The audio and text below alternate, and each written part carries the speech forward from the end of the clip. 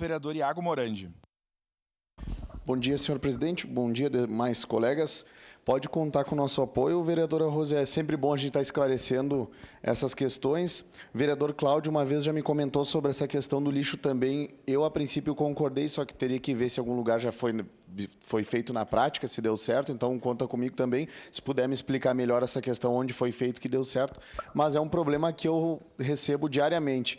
E é como o senhor falou, não adianta, a Codeca às vezes passa a recolher, mas mesmo assim a cidade continua suja, por questões diversas que a gente sabe, principalmente a questão do seletivo na região central. Ali eu tenho um exemplo que é na frente da ótica Pioneer, já comuniquei secretário, até a Codeca uma vez, ali na Júlio mesmo.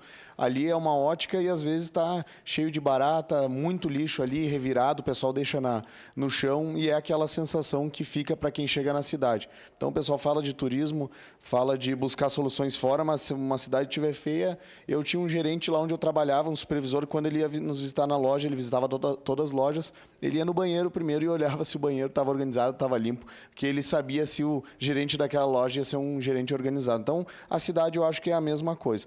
Mas aqui, hoje, agora eu venho, às vezes eu tanto bato no governo, mas eu venho elogiar a Codeca, que tem me ajudado nas últimas semanas.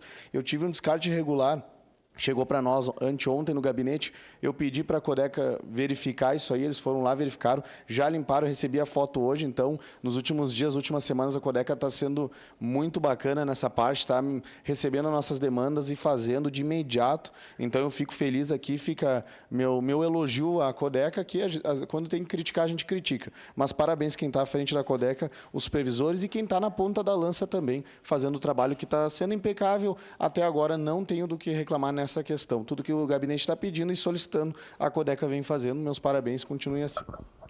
Obrigado, vereador Iago Morandi.